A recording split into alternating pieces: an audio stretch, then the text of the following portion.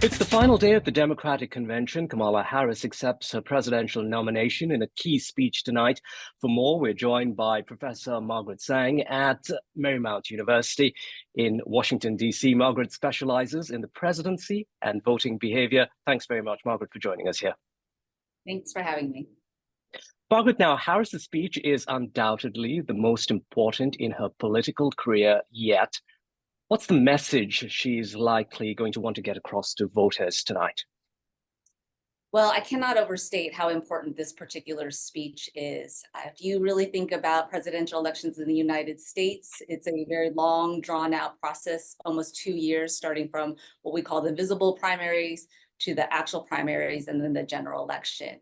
And so at this point, election fatigue has set in, but for Kamala Harris, you have this excitement and anticipation. And so all eyes and ears will be on her tonight.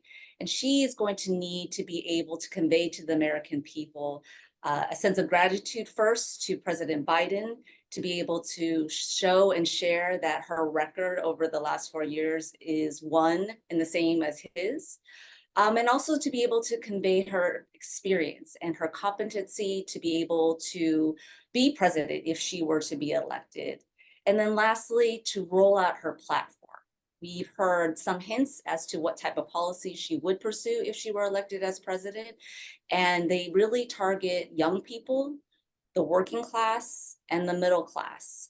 She's talked about things like the down payment assistance program that she would like to for first-term buyers. And so something like that would help young families as well as families that may have not been able to create enough or save enough money for a down payment for 20% of a home.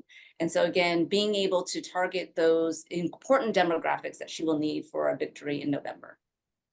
Margaret, let's talk a little bit about the elephant in the room, if you like. Tens of thousands of protesters are in Chicago. They've been protesting for the last few days.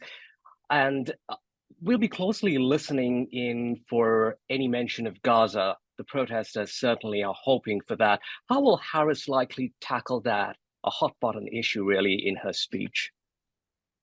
So I believe Vice President Kamala Harris has been very strategic about how she's run this very short but important campaign. I believe that she will most likely sidestep this important issue by not mentioning it and focusing on the issues that we just discussed in terms of the economy and the stock market and inflation, things that are really heavily weighing on people's minds right now. Margaret, Harris is enjoying a surge in the polls, but the race is still neck and neck. What are some of the issues that could potentially set her back in the next few weeks? One of the things I think that would really harm her is if we saw something in the economy that would potentially nosedive in the next 75 days.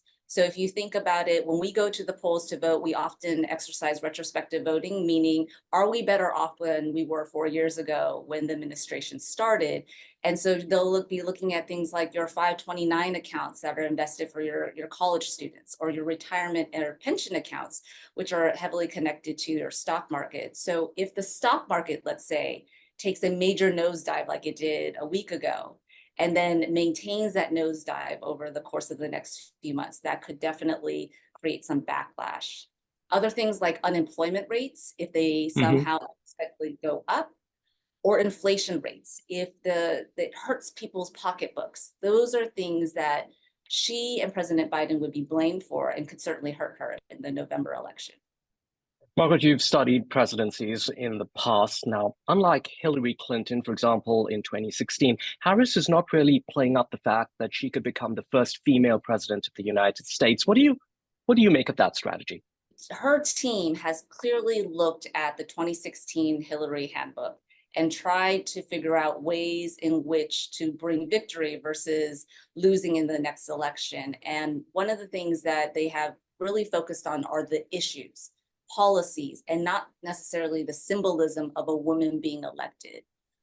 What Vice President Harris has really focused on is allowing her proxies, people like Michelle Obama, President Obama, to talk about the glass ceiling And everyone already knows that she would be the first president that's a woman to be elected. And so there's no need for her to repeat that message and not focus on the symbolism, but focus on policies and competency.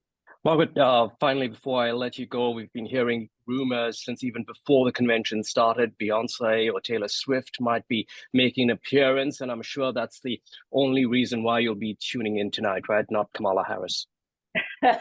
Well, one of the things that you may have noticed over the last few days is a lot of celebrities, and the Democratic National Convention typically optimizes celebrities to try to win over young people, which are critical for an election win.